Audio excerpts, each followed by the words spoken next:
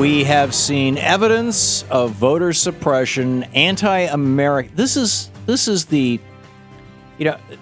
blame Americans first crowd, right? The Republican Party, who in these battleground states, when they have control of the states, they engineer it so that Americans who want to vote can't speak, can't vote.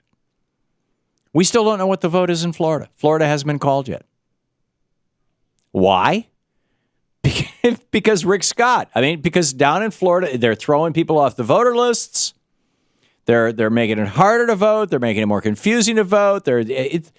Florida is all about, and has been for probably a century. It's time to do something about it. It has been all about suppressing the vote. Anybody who had to wait in line more than 15 minutes, in my opinion, suffered a tort, suffered an injury, paid a poll tax, right? Is your time worth anything? Do you get paid for your time? Is your time worth $10 an hour? Is your time worth $20 an hour? Is your time worth $30 an hour? What's your time worth? Is it worth $5 an hour?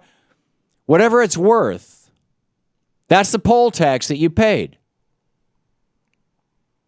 If you're standing in line 5, 6, 7, 8 hours, that's a poll tax. And frankly, I would like to see the U.S. Justice Department and Eric Holder say,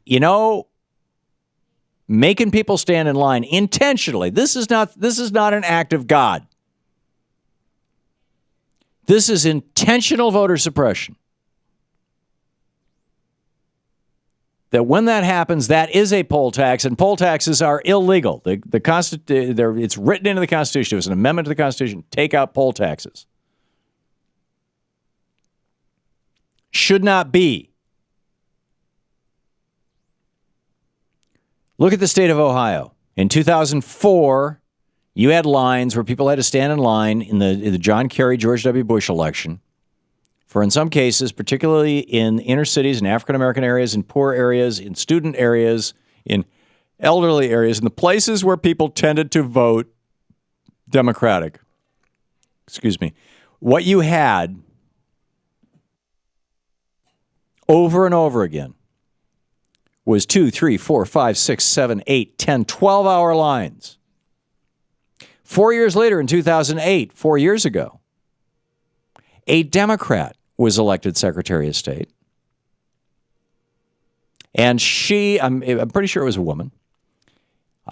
And she made sure that everybody had access to the vote. Let's allocate the number of voting machines. Now, you know my take on that, but that's a whole nother rant. Let's allocate the number of voting machines and polling places based on population so that when people show up, they're not going to have to wait more than 15 or 20 minutes.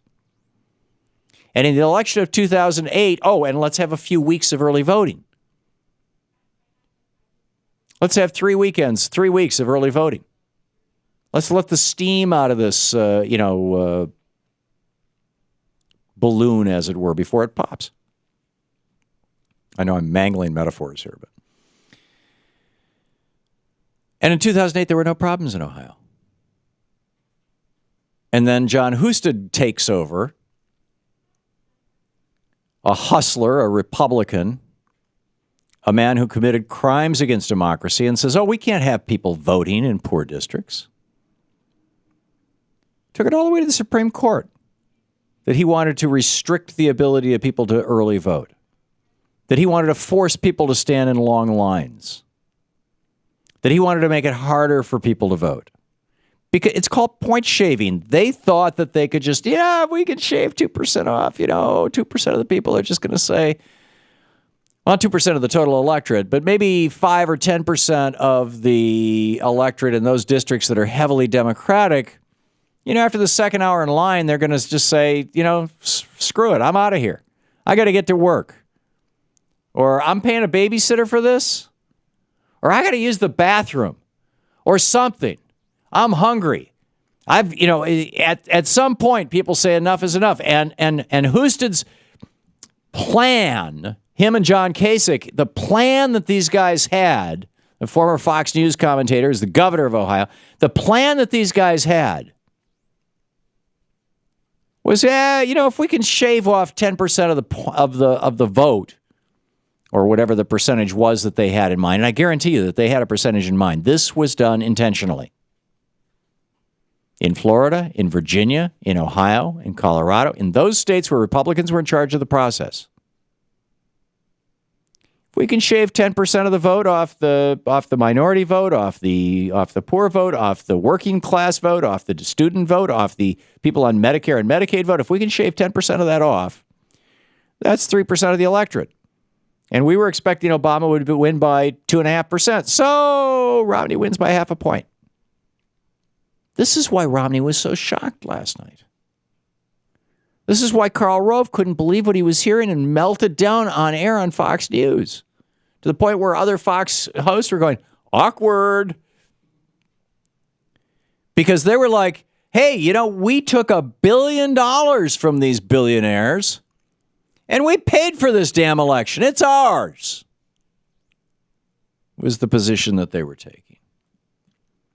We hired Nathan Sproul to make sure that those people couldn't vote.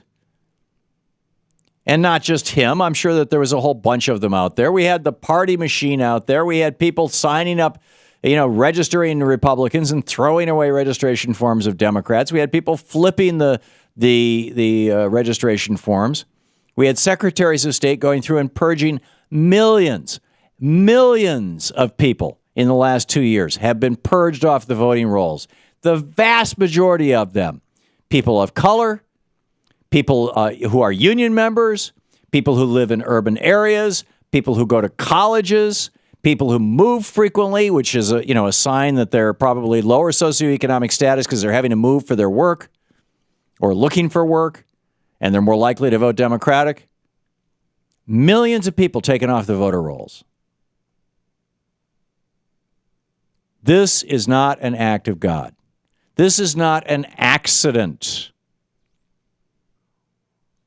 I did not hear. I watched 3 different networks last night in the post-election coverage. I was on one network through almost all of the election coverage up until the election was called. But after that, Louise and I went home and we spent the next hour and a half channel surfing and I kept waiting to hear one reporter point out that Ohio wasn't called until after 11 o'clock and Florida still hasn't been called because of voter suppression efforts. It's just that simple. Why is it that in the white suburbs, nobody ever waits more than 10 or 15 minutes? I mean, I told this story a couple of days ago. I told the story on Monday after voting on Saturday. Saturday, when I voted, I waited 32 minutes to vote.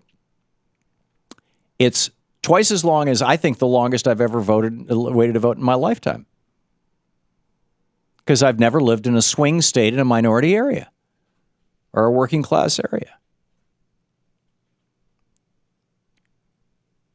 And I think that a lot of Americans have that experience. It's like they look at these pictures of particularly African Americans snaking around the block, for going for blocks and blocks, and somehow, because the media doesn't say it was John Husted who did this. It was John Kasich who did this. It was the Republican establishment in Ohio and Rick Scott in Florida that did this. Because the media won't tell the truth. People are blaming the victims. They're blaming the voters. They're saying, oh, look at that. A lot of voters must have turned out. What a surprise. No, it wasn't a surprise. It wasn't a surprise. It wasn't a surprise that there were not long lines in Vermont or in Boston. We need to call this what it is. It's a crime against democracy.